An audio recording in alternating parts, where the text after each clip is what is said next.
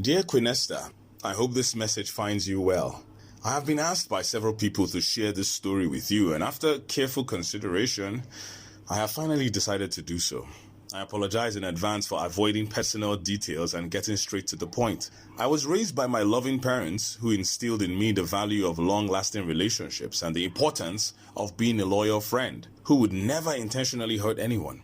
However, everything changed for me 8 years ago. During my secondary school years, I had a childhood sweetheart. We grew close in SS1 and eventually began dating in SS3. Our relationship flourished and she became an integral part of my life. Additionally, I had a male friend whom I considered a brother. We had shared a bond since childhood. We grew up together in the same community, attended nursery and secondary school together, and even studied at the same university, although in different programs. These two individuals were the closest people to me apart from my family. Life seemed to be going well for us. After completing university, my friend secured a job in Lagos, relocated, and achieved considerable success. Despite the distance, we managed to keep in touch as always. Unfortunately, my fiancé, whom I had just proposed to, also got a job in Lagos but had nowhere to stay. Having visited my friend a few times and knowing he lived in a spacious house with his younger sister, I raised the concern with him. He graciously offered for my fiancée to stay with them until she found her place. I agreed, understanding it would not inconvenience him. To cut the long story short, my friend and my fiancée ended up getting married. The subsequent years were tough for me. I could not help but think about the sacrifices I had made for her. Her parents could not afford to send her to university, so I stepped in and supported her education. I lost faith in friendship and love. It seemed that because my friend was more successful than I was, she chose him. It hurt deeply, but a greater part of that anger and hatred was for my friend, not her.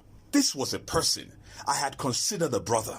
I felt that our years of friendship meant nothing to him. The trauma I experienced from this betrayal hindered my ability to find love and contemplate marriage.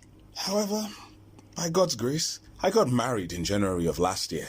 Now, to the interesting part. In April, after 8 long years, my friend showed up unannounced at my office. Surprisingly, I did not erupt in anger. I was genuinely relieved to see him alive and well. I listened to what he had to say. He had lost his job and his wife had left him, leaving him with their 2 children. Strangely, I did not feel an ounce of pity for him. I believed he deserved the consequences of his actions. After all, karma is real. He now seeks forgiveness. Forgiveness from whom? From me? He sowed the seeds of betrayal and must now reap the consequences. Despite returning to Lagos, he bombards my phone with calls and messages.